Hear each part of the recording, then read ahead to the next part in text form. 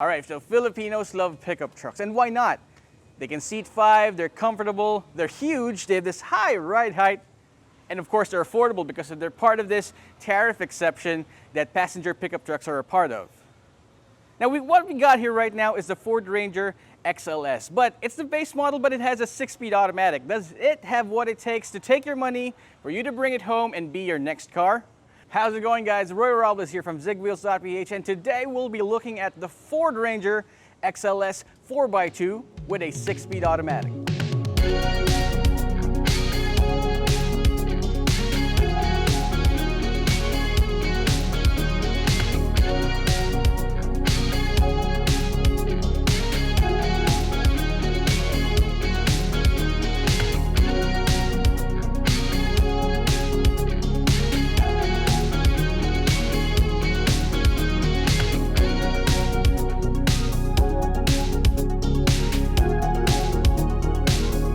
Let's start with the exterior. On the front end, a lot of changes have been made to the Ford Ranger for the 2021 model. For example, this huge trapezoidal grille you'd usually find in the aftermarket. Now it's here on the entry-level model XLS. You can have the Ranger name up front here in piano black, and of course that huge Ford badge right up front. You definitely won't be thinking this of any other brand.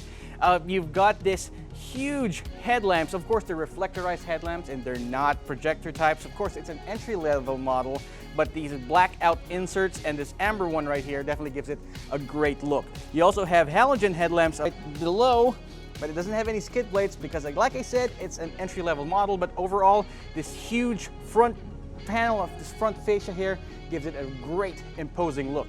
Definitely does not look like an entry model for a Ford Ranger. Heading over to the side profile of the Ford Ranger XLS, I usually won't be talking about the color that much, but what we see here is called Meteor Grey. It's different from the aluminum silver that you see on most Ford Rangers, and in fact is only available to the Ford Ranger XLS just recently. One thing of note are those 16-inch wheels there. It might not look right for the huge hulking pickup truck that it is, but at least you get Dunlop all-terrain tires, and that's something. If you want to go for 17 inches, you probably want to move up to a higher variant, probably the XLT, but not on an XLS. Also, one thing of note, you got this side detail here that contains the turn signals. It might look like a functional grille, but it's just there for decoration. It looks great. It looks all good all in all. Now, it doesn't have any mud flaps on the front wheel arches there, but it does have it on the rear. Ford might be thinking that you won't want to be chucking rocks at any cars behind you, so that's hashtag thoughtful of Ford. And you also have these huge wheel wells, this huge muscular wheel wells up there. Again, it doesn't match a 16-inch tires, but it certainly does the job. Now, as expected with a huge truck like the Ford Ranger XLS, you'd find nothing in the back except this huge bed here. By the way, this bed is rated for a maximum payload of 1.3 tons. That's definitely not something that you can say for high-end pickup trucks, sports pickup trucks, usually from Ford. You know what that is. Now, at the back, you'd find the XLS sticker here. It's not exactly a badge, but it's the sticker. Also, it is old school Ranger badge right at the bottom, and of course, your huge Ford badge, the blue oval right there. Now you've got this plastic step board here for you to protect the metal whenever you load huge things in the back. Nothing of note in here except for these old school tail lamps. Although the front headlamps were blacked out or aggressively blacked out, you won't find it in the back. Well, again, nothing to write home about with this huge pickup truck except that you've got this huge bed here that can take a lot of stuff. All right, let's open up the bed here. It's not assisted, so you gotta be careful. It's pretty heavy as well. So it gives you access to this huge expanse in the back. Now, if you notice, it doesn't have any bed liners in it. You don't get that as standard in the Ford Ranger XLS or any of the upper variants, but you do have an option for Ford to put some bed liner in the back, so at least you can have this thing here protected. All right. You know the bad part of having a high ride height? It actually rides on 231 millimeters of ride height. Unfortunately, the XLS does not have any step boards to speak of on the doors, so it's definitely difficult to get in, but fortunately you do have these grab handles to help you out. Now, talking about the interior quality of the Ford Ranger XLS, everything is well put together. The thing is, everything is made of this really hard plastic material. There's not even an ounce of soft touch materials anywhere except for the side doors right here where you can rest your arm real nice. But apart from that, even the center armrest is made of hard black plastic. Now the good thing about hard plastic is that it's easy to clean. Now it doesn't have any piano black inserts or any reflective panels like on the upper trims, but I personally like that because definitely you can just wipe off whatever grime or grit you have there.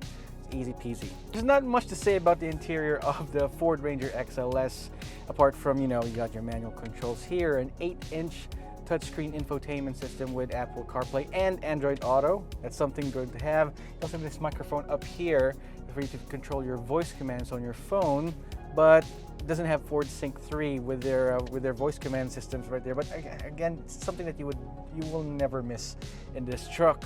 On the steering wheel, it's nicely weighted. It's nice and chunky right here, and you do have your volume controls on the right and your cruise control. One thing that this car has, it does have cruise control.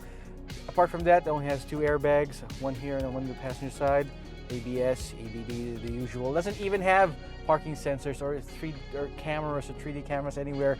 It's no frills motoring all the way.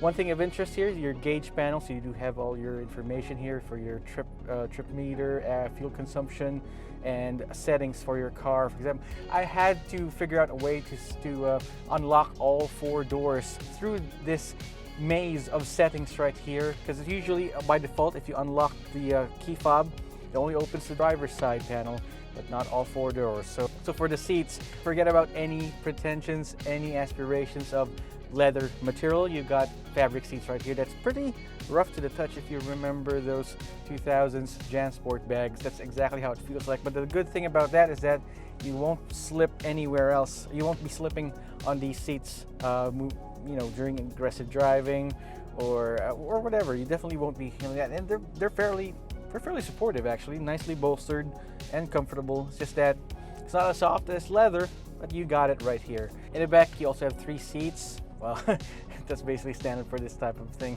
Also, you got this 12-volt power socket, especially up here, 2 USB ports. I guess that's everything I have to say about the interior. Oh yeah, by the way, you got 6 speakers, and that's it. All right, so I can't tell you enough how noisy it is from the outside. No thanks to that 2.2-liter diesel engine. But once you step inside, thanks to Ford's sound insulation that they put in their trucks, you can barely hear it and barely even feel it from the inside. Now, before we drive off in this Ford Ranger XLS, let's take a look at that engine, because there's a lot of things that I want to talk to you about when it comes to, engine variants. Let's first pop the hood. And wow, did you guys see that?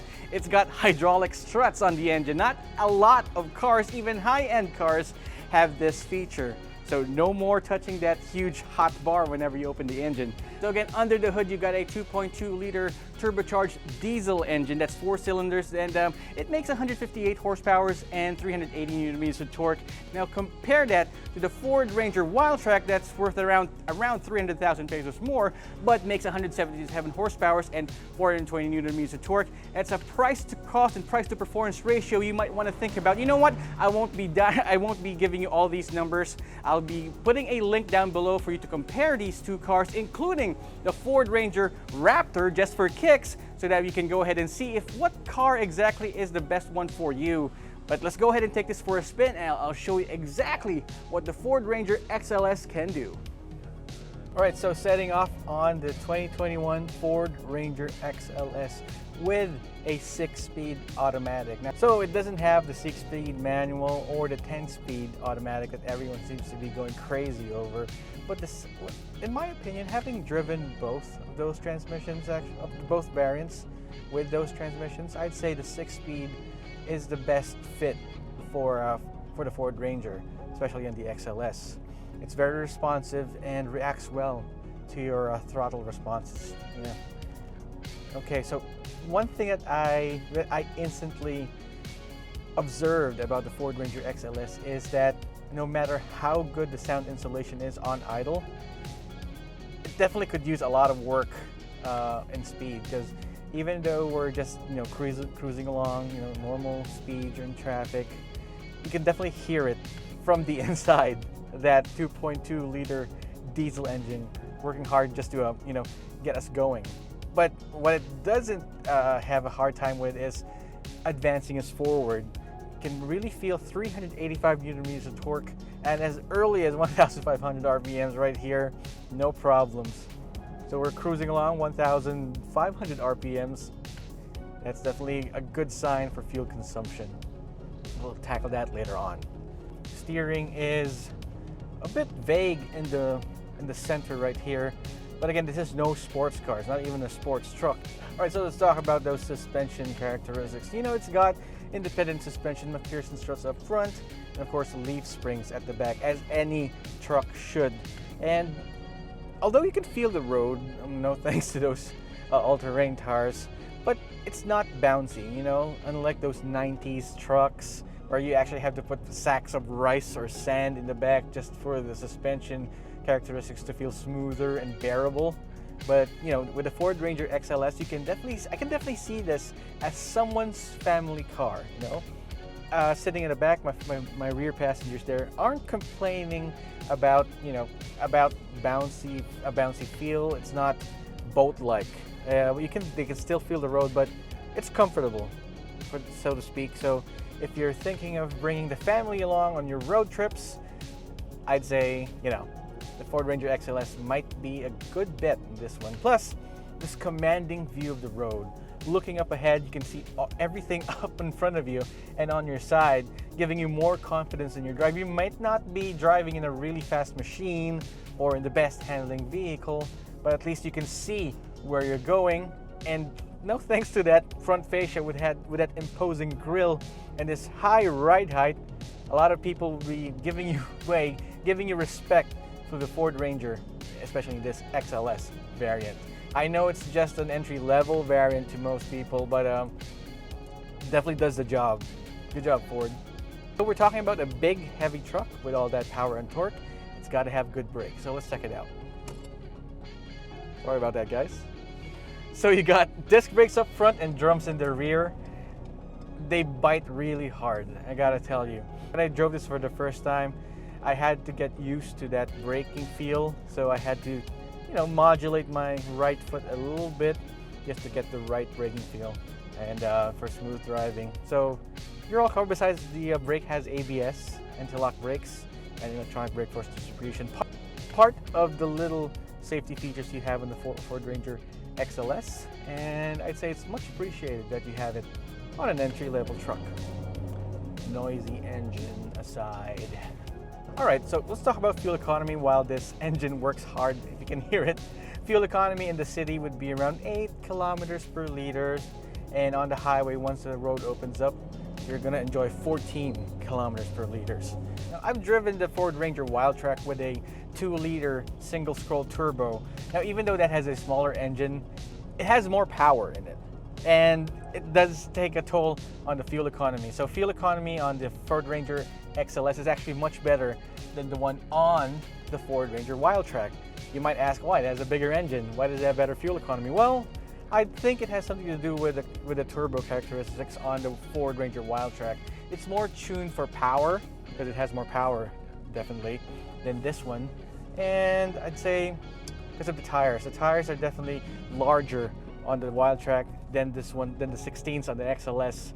So if you want a balanced car, it gives you good performance, good horsepower, good torque, amazing torque by the way, and you know, the best fuel economy in any truck out there, go for the Ford Ranger XLS. You won't be disappointed. All right, so pricing for the Ford Ranger XLS with the 6-speed automatic starts at 1,215,000 pesos. Now, you won't be getting any of the niceties. Those things would come extra, like the bed liner. Probably you can ask Ford to add for step board and all that, but those things will definitely add up on the sticker price. Now, if you want to go for a manual, you're in luck. That may be around 100,000 pesos cheaper than this one. Check out our description below to find the price on that one. But I'd say the 6-speed automatic is the way to go. I mean, you can still row your own boat. You can go to sport mode, you know, here, the S mode on this transmission, and you can shift through all 6 of those gears. Plus, it's the 6-speed, all right?